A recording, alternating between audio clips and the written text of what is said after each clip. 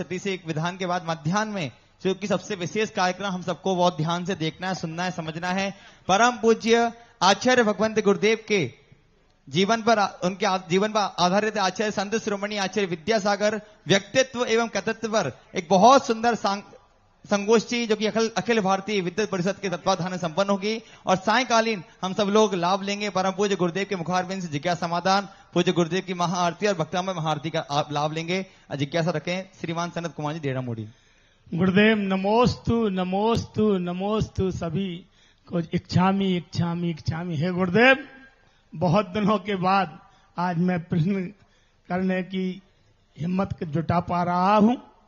आप 2013 में जब यहां पर आगमन हुआ था, जब आपने रोजीना के मंडल बना गए थे, आप सोमवार को, मंगलवार को, बुधवार को, वह मंडलों ने कई लोगों ने 2-3 मंडल मात्र चल रहे हैं और बाकी सभी मंडल सो गए हैं। अब आप, मैं जब से बहुत दिनों से इस बात में था कोई प्रश्न करेगा, इस बात का प्रश्न करेगा, मगर आज तक इसकी कोई संकट समाधान नहीं आई। ऐसा ही पचराई का भी आपने जो नियम दिया था वो भी सभी ने दोनों जगह देखाया। साधु सूरज के समान होता है, जिसके दरवाजे खुले होते हैं उनको प्रकाश दे देता है। साधु चद्दर खींच करके नहीं जगा सकता। मैं साधु हूं, तुम्हारे बाप नहीं हूं। कि बाप बेटे को कैसे जगाता मालूम? चद्दर खींच देगा, नहीं उठेगा तो एक उठता है कि नहीं? साधु सूरज के समान होते हैं, जागते हुए को प्रकाश दे देते हैं। अब जो जागने नहीं चाहे, हम दोबारा फिर नहीं बोलते। एक बार संकेत दे दिया, एक बार बता दिया, और जो एक बार पतित हो जाता है फिर साधु वहां दोबारा अपनी जबान को, या क्योंकि जिसकी होनहार अच्छी है उन्हीं को साधु की बात रुचती है, और जिनकी होनहार अच्छी नहीं है उनको क्या कर सकते हैं। इसलिए आपने भली प्रश्न उठाया, मैंने तो पचराई में आगे देख लिया, यहां भी देख लिया। कोई हमारे तीर्थ क्षेत्रों को तुम्हारी कोई जरूरत नहीं है, तुम्हारी 100 बार पड़ी हो तो आ जाओ। मैंने कहा ना, तुम लोगों को मैं जो मंडली सदस्य बनाते हैं वो इसलिए नहीं बनाते कि भगवान के लिए जल की कमी हो रही या अभिषेक की कमी हो रही। नहीं, अभिषेक तो कैसा भी हो जाता है। वो तो इतने बड़े बड़े क्षेत्र तुम्हारे पास हैं, इनका लाभ तुम्हें मिले। जिस नगर में प्रतिदिन तीर्थ क्षेत्र का गंधोदक पहुंचता है, उस नगर में निधत्त निकाचित कर्म ना हो तो अकाल मौतें, एक्सीडेंट ये बहुत नगण्य हो जाते हैं। मैंने एक दिन कहा था, आपके नगर का मंदिर मात्र नगर की दुर्घटना को बचाने की ताकत रखता है। नगर के बाहर यदि कोई दुर्घटना हुई तो कौन बचाएगा?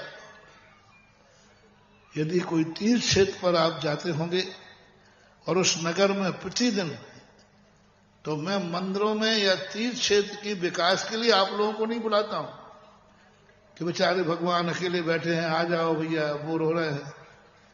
नहीं, मैं इसलिए नहीं बुलाता हूं। मेरा पर्पस है कि आपके पास इतना बड़ा तीर्थ क्षेत्र है, आपके नगर में प्रतिदिन इस तीर्थ क्षेत्र का गंधोदक प्रवेश होना चाहिए।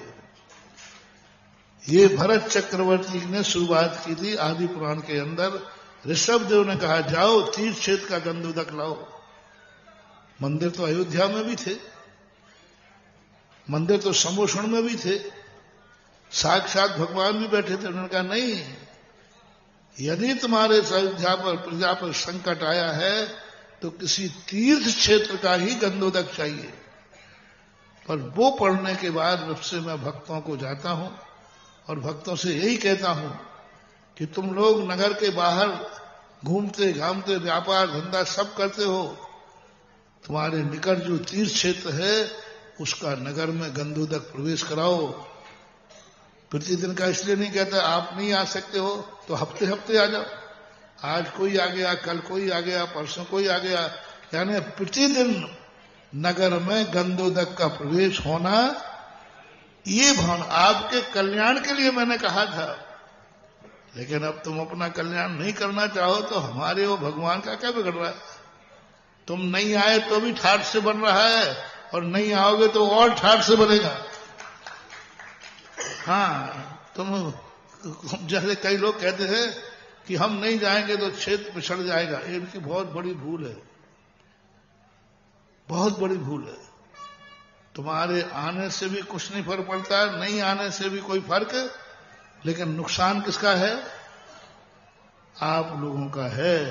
अब आप लोगों को भर्ती पूर्ति करना है तो जो मंडल वाले बनाए थे फिर से जागृत होकर के मेरे पास आ जाओ, प्रायश्चित लो और फिर से शुरू कर दो। अब मैं नहीं बुलाऊंगा, अब तुम्हें आना पड़ेगा।